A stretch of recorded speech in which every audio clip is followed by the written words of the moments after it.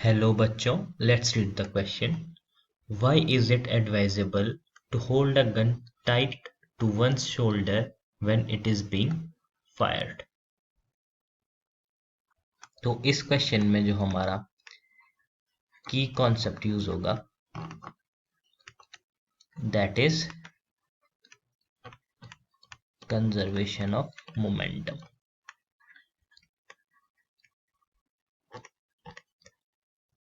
Conservation of momentum.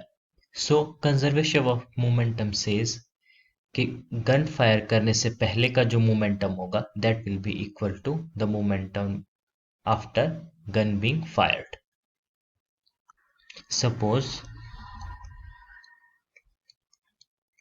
This is a man और ये इसके शोल्डर पर क्या है, गन है. ठीक है, तो जब वो गन फायर करेगा तो क्या होगी, बुलेट निकलेगी. Suppose bullet has mass small m और जो बुलेट की स्पीड है suppose that is v.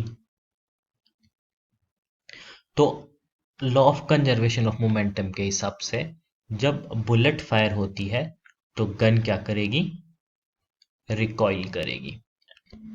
Let's take recoil velocity as v dash. अब अगर गन हमने लूजली पकड़ी है अपने शोल्डर पे तो सिस्टम में जो मास होगा वो सिर्फ गन का काउंट होगा, दैट इज सपोज m1 और जो हम है, जो ये बॉय है, इसका मास है m2. तो अगर लूजली हमने पकड़ी हुई है तो सिस्टम में जो मास होगा वो सिर्फ m1 काउंट होगा, और अगर हमने टाइटली पकड़ी है तो जो पूरा सिस्टम का मास होगा that will B m1 plus m2. तो अभी हम एक्सप्रेशन देखते हैं रिकॉइल वेलोसिटी का. तो from conservation of momentum, initial momentum 0 था और फाइनल मोमेंटम हो जाएगा mv minus m1 v dash. Suppose ये ले लेते हैं हम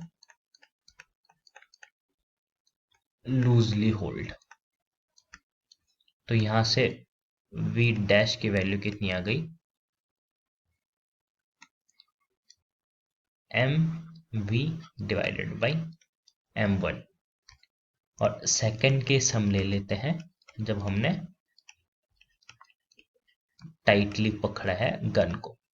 तो अभी पूरे सिस्टम में क्या आ जाएगा, हमारा मास भी इंक्लूड हो जाएगा. तो 0 is equal to mv minus m1 plus m2 v dash.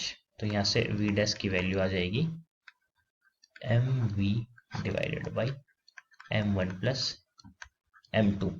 तो दोनों केसेस में हम देख सकते हैं सेकंड केस में जो v डैश होगा, in second case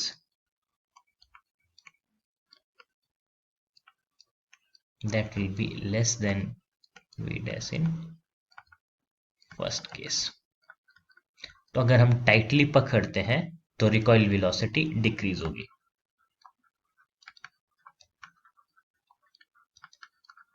recoil velocity decreases.